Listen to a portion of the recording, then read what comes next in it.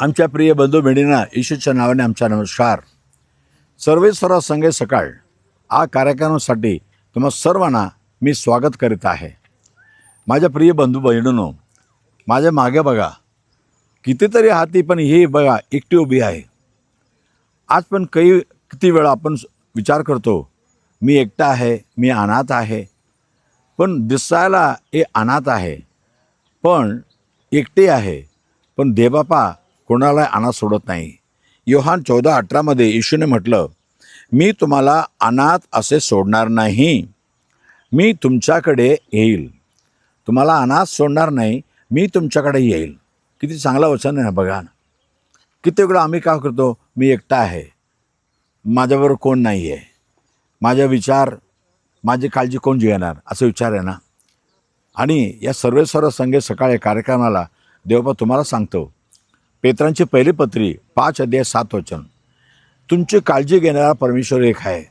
तुमची सर्व काळजी त्याच्यावर टाका. काय पण काळजी, काय पण चिंता असू दे. आणि स्तोत्रसंहिता 55 त्याच्या 22 असं पाहत आहे, परमेश्वर म्हणतो, तुझ्या सर्व बोझ परमेश्वरावर टाक. तो तुला कधी डगमगून देणार नाही, तुला कधी खाली पडून देणार नाही. कारण जास्त भार बोझ आपल्या अंगावर असलं तर आपला हातपास डगमगतो, हो की नाही. पण परमेश्वर म्हणतो, तुमची सर्व बोझ माझ्यावर टाका ना, म्हणजे मी तुमच्या काळजी घेणार ना. तुम्हाला काय डगमगायची आवश्यकता नाही. जीवनामध्ये मला स्थिर उभा राहू शकत नाही, मी एकटा आहे, मला कोण मदत केलं नाही आहे, मी फिसरलो तर मला सांभाळायला कोण नाही असं विचार करता का. परमेश्वर तुम्हाला फिसवून देणार नाही, असा सांभाळणारा परमेश्वर आहे. म्हणून देवबाबा तुम्हाला म्हणतो, तुम्ही अनाथ नाही. देव तुमच्याकडे पण येणार, तुमच्या मनामध्ये येणार. फक्त तुमच्या मनाचं द्वार उघडा. देवबाप्पा माझ्या पापाची क्षमा करा, परमेश्वराला विचारा, तो तुमच्या मनामध्ये येईल, तुमच्या मनाला शुद्ध करेल आणि जीवनामध्ये तुमची सर्व काळजी तो घेणार. प्रार्थना करूया. पवित्र देवबाप्पा धन्यवाद, आमच्यासाठी जगामध्ये तो मानव मन आला.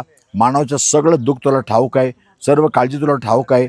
आज वचन ऐकणारे जे पण ज्या काळजीने आहे प्रभू, पण तुझ्याकडे येऊ दे आणि तुला आपल्या मनामध्ये जागा देऊ दे. म्हणजे त्यांच्या मनात तू येऊन त्यांना देवबाप्पा सांत्वन देऊ, त्यांची काळजी काढून टाकू आणि त्यांना आशीर्वाद करो. येशूच्या नावाने मागे तुम्हाला ऐक प्रभू राजा. आमेन आमेन. God bless you. देवबाप्पा तुम्हाला आशीर्वाद करो. उद्या सकाळी पुन्हा पाहूया. आमेन.